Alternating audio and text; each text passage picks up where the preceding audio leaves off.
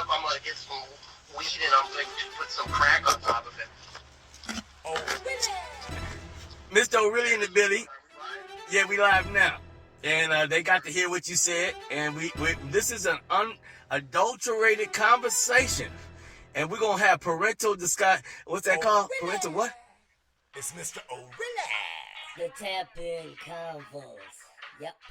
Tap-in Convoz. Parental, advisory. I would say no, I would say just, it's a mature topic. We're having a discussion, a real discussion, honest discussion on a mature topic. And some people are not. We're talking about drugs. We're talking about drugs. Let's go.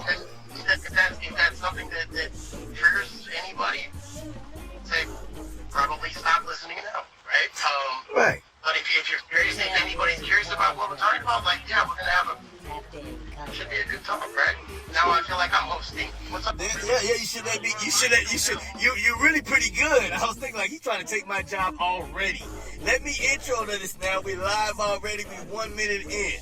It's Mr.OhRealay, and I'm a seeker of knowledge and information like most of us should be. I'm a student of life. Everybody's my teacher. Everybody. The guy with that habit or this habit, I learned from him also. So I have an anonymous friend of mine that's been my friend. He has been all over the world, and he's been contacted OhRealay and been stayed locked in with me. And he has never been ashamed to tell me whatever drug he was on. Now, I grew up with my friends that did drugs. I'm an 80s baby, so I sold more dope than most, right? So I understand, but my family got on drugs too, heroin. My mama was on, she wasn't on heroin, but my father heroin. Yeah, I mean, drugs has been a part of my life. It's not like, so we try to act like, drugs is a problem. No, drugs has just always been there. It's no big deal. So I want to introduce my anonymous caller, my friend. Tell them what you want them to know about you, then I'm going to start asking some questions. What you want to know about me? I don't know, but depends on who's asking me. Fucking police. Nope. Okay, fuck off, bro. Right, but we're moving forward. I'm a free human, and I'm a nomad around the world, and I have some experience in drugs. I like how you said a nomad. Every time I look up, my man say he over here. I won't say the countries, but he's all around. And I say, what you doing? He might put... I'm smoking crack. I'm smoking really nice fucking crack. Ric Flair in it. Well, let's talk about crack. So my man is openly... Sorry. Let's talk about crack. Crack needs to be talked about, absolutely, bro. Let's talk about it. You're from Cali, bro. Right. I'm from the West Coast too, bro. Like, it's just like... Hey, man, when crack hit L.A., it was Reagan era. Brother couldn't even find a summer job. Crack was like a lightweight lottery for us, man. I mean, some of us never had money until we did have the crack. I mean, selling. My family, deep-rooted. My uncle is a master chemist. He only cooked for all the enterprises. That's all. He was a millionaire for cooking. So when he finally got popped for cooking, I don't want to say the enterprises, but these are all West Coast enterprises he cooked for. He can't have a Pyrex jar, a bottle in his house, a pot, nothing in pot, named Pyrex. Oh, he going back to the feds.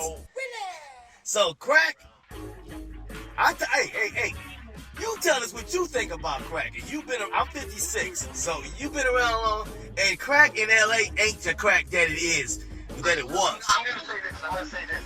I think we should think about cracking like in terms of like industry, right? Like it was industrialized in the 80s, right? It was like this was a fucking industry. Right. I think crack is good on an artisanal level, which means like it's not something that you're pumping out there and fucking poisoning the streets with, because it's a powerful chemical, right? Right. It's something that's used for fun or like, for fucking diversion. It's like it's mean. Crack, cocaine is fantastic. Crack is fantastic.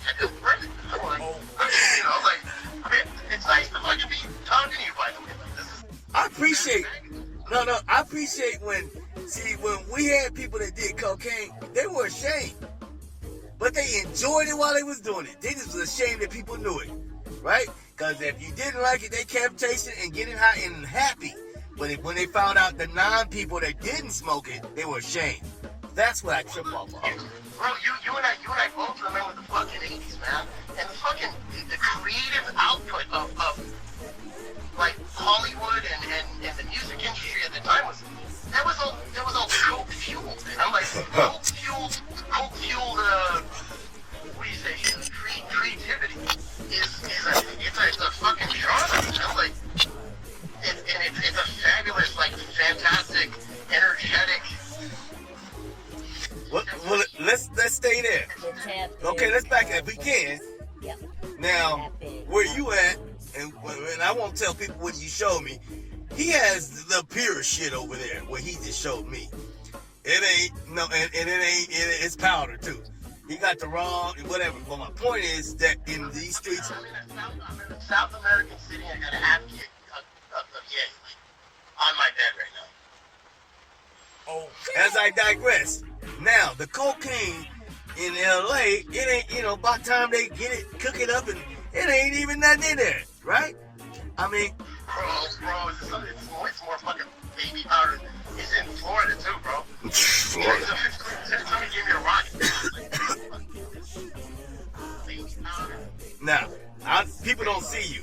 He does not look like your stereotypical struggling, addict at all. No, he's a very healthy man. And lives a wild-ass, fun lifestyle. For him. So now let's go back to Florida that you mentioned. What the fuck you think? Come on, man, hold up. What you think built Florida? Cocaine. Florida's plants, bro. Florida's produce. No, I'm talking about in the 80s. In the 80s. Florida was rich in fucking cocaine. Come on now. I'm from the Pacific Northwest. I'm from a small town in Washington State, right? And one of my first memories of my parents was them doing lines of cocaine off of we had a broken dishwasher which we used for storage and shit, right? It's like a countertop. Right. It's like 5 years old. Walk in on them. I remember because I've seen it all on TV, Right. I'm like, oh, they're doing that thing. Ronald Reagan doesn't like that shit. The president. Right? And his wife is really pissed off, right? Yeah, Oh, Nancy. just say no, man.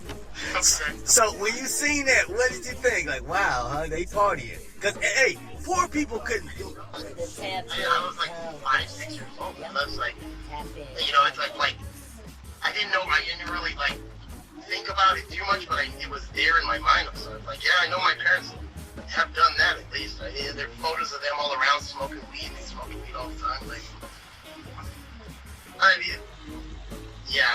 Like the biggest dealer on the island was our backyard neighbor. Wow. Cocaine. Okay. 80s, man. Mm-hmm. They told her. Now, I want to switch up and ask you a few questions. What was... You started with weed like most of us did, little weed, and, little beer.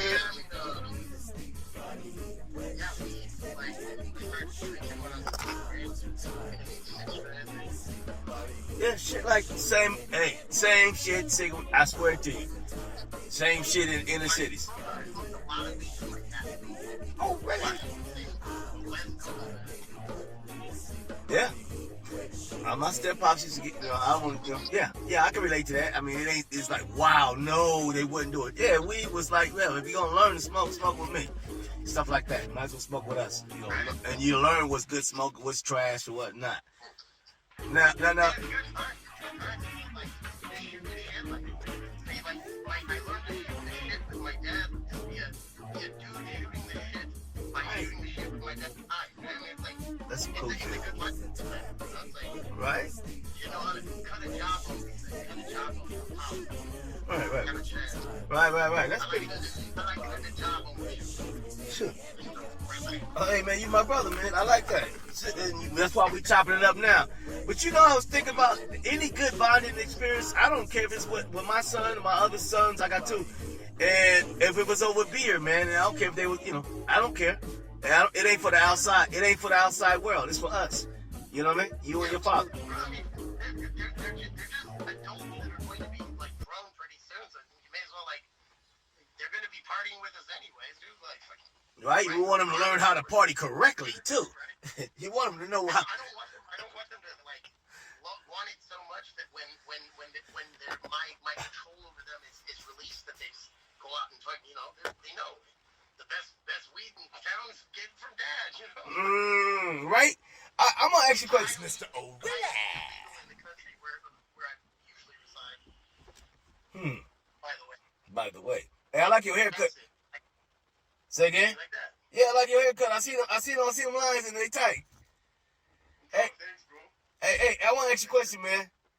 So what do you... Okay, America always has this two-faced kind of attitude about drugs, right?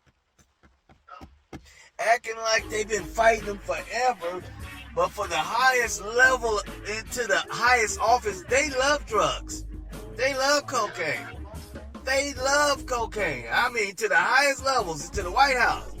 They love cocaine, but it's a hypocritical fake fight they look like they doing, and then they like, yeah, the cartels are killing each other.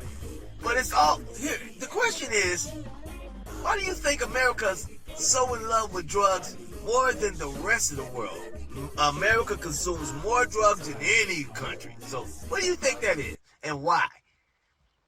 I think we have a culture of like rampant consumerism, like in the United States. I'm not really. I don't really consider myself a part of the country where I was born.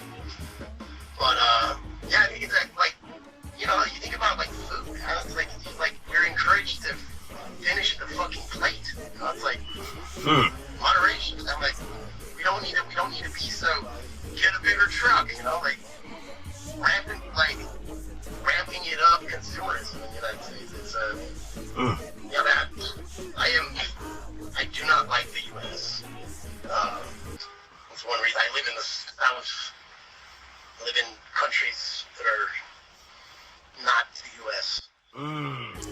Quite so.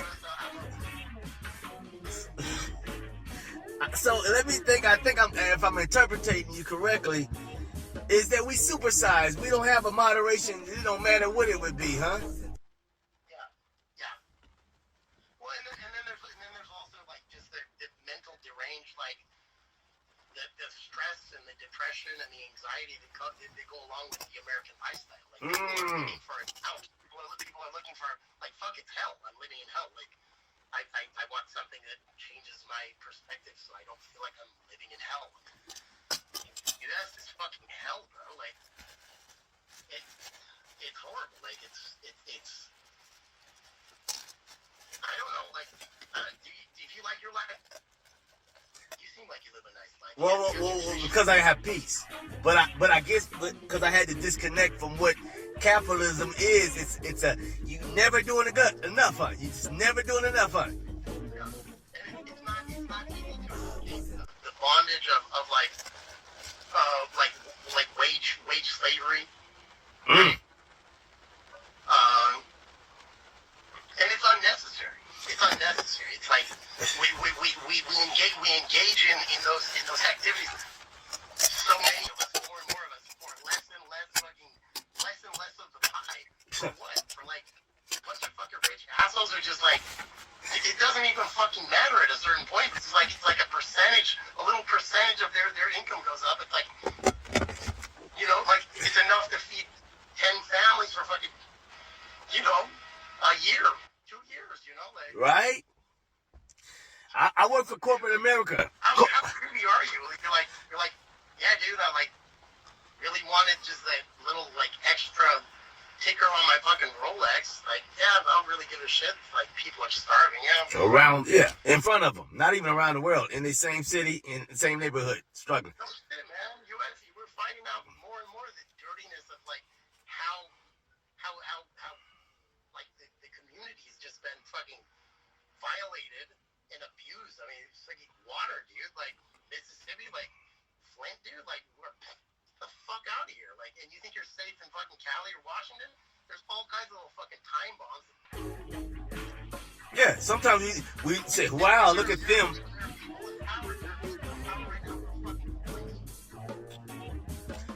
got too fat. I worked in corporate. Oh yeah. Oh yeah. So let's get back to these drugs. I was thinking about that. Do your thing, man. Do your thing, because at one point we judge people on the drugs they use, right? Because they don't use your drug. I caught myself on that, but I grew up with uncles, 7 uncles, and they had their own different vices, right? But I loved them the same. So as they were, when they used to sell them was one thing, and then I watched them when they were on them. Didn't change, but I had to watch. Why do I judge them because he's on, let's say, heroin? Why do I judge it? But wait. Let's say, wait. But I would have me a 5th of Hennessy or something. I'm drinking though. I have a 5th. I probably wasn't smoking it, but I be getting drunk. And I'm like, I don't understand why he just don't get drunk like me, right? Right? So play this over. Whatever gets you where you gotta get you, I might not need to get that high, but if I gave you my choice of whatever it is, drugs, right? It probably won't get you where you need to go, because you might need to go somewhere else to get where you need to get. Because everybody that's smoking, weed, drinking, is trying to go somewhere for a minute.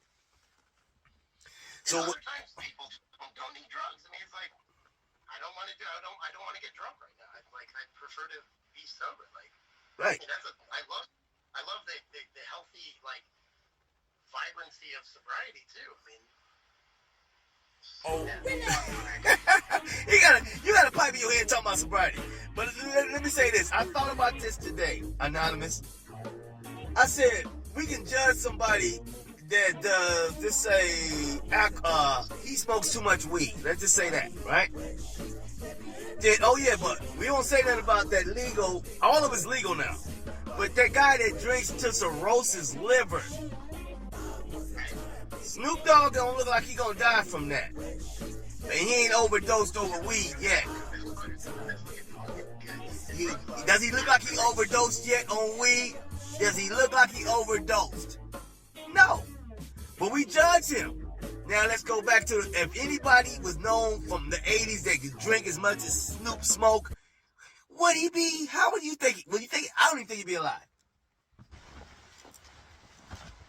Well, I mean, there was the whole, 1980s, party scene, Old English and all that shit. Oh, man, yeah, bro, my pops, he was my adopted pops, bro. Man. He was out on the West Coast. Any dad is a good dad. Any man that my mama kept long enough, I appreciate it. God bless. Right? Hey man, what was you at though? You lost it. What was my point? It was right. My point actually was totally on point with yours. Is people judge in my industry cocaine. Right. And also you look at my skin, I'm white, bro. So I got some white friends, right? And they're like, I do cocaine, but I don't do crack. Right? I'm like, crack is literally pure cocaine. And you don't do crack because you think what? You associate it with and there's some racism in this as well, bro. Damn. Right? Yeah. It's fair. Because a lot has happened. Now, let's switch it to the meths now. Let's go to meth. Remember we had crackheads, and they came with a bad stereotype, right? That's what the term was. And if you could say it was a racism in that, yeah, it was. Now let's go back to, now we got a different animal, meth. And meth addicts look different than crack addicts. Now what do you think about meth? A lot of that is down to the purity of the chemical that they're using, right? I'm all for harm reduction. If you're gonna be doing it, do it with do it in the best way. That's why when I rock up cocaine, I'm like, I cook it clean, man. Bro, I'm keep getting hit up by my lady. Her name is Lady. Right. Good shit. I got her name on my face and on my neck. Hey man, we're going to have to do a lot more episodes because we want to talk about different subjects. But on this America and drugs, man, I want you to have the last word, my anonymous caller. Say what you want to say. Okay, I'm gonna say this. Let me say this. Like, I think we're gonna be all right. You know, like, as long as we're able to have these like open discussions and just like get the information out. You and I are fucking real, bro. You are really, and I'm really doing what the fuck I'm doing, bro. Oh yeah. And I want kids to, you know, people who are growing up, not just kids, people who don't have the information, to get the information from people who are in the know, right? So, Right. anyways, thanks, bro. Thank you, bro. I just say that it's hypocritical that we would, you know, we want to chase the people that's bringing the drugs, and same time they in bed with the people helping them get them over here. It's just hypocritical, and a lot of people getting Or in bed with the fucking pharmaceutical industry, which is fucking the biggest. Opioids and opiates into the fucking, you know, like. Come on, man. I want to talk about opioids, the opiate crisis, bro. Go ahead, whatever you want to talk about. Next time, I got lady calling me, bro. Okay, man, I really appreciate you. I'm some fucking culo, bro. You're a wild boy, man. If they know the stories I know, we'll share them later. Y'all don't know. This is my anonymous. I send you my photos. You see what the fuck. I done seen the photos, man. You're a wild boy. Love you too, man. God bless you, man. And I'm gonna put this out, and I'm gonna send you the link. Word. Thanks. Take care of yourself, man. And thank you. Okay. Yeah. Let's talk about it. That was Tap In Conversations with an anonymous caller. And we're talking about America and its association with drugs. Thanks for your time. The Tap In Convoz. Yep. Tap In Convoz.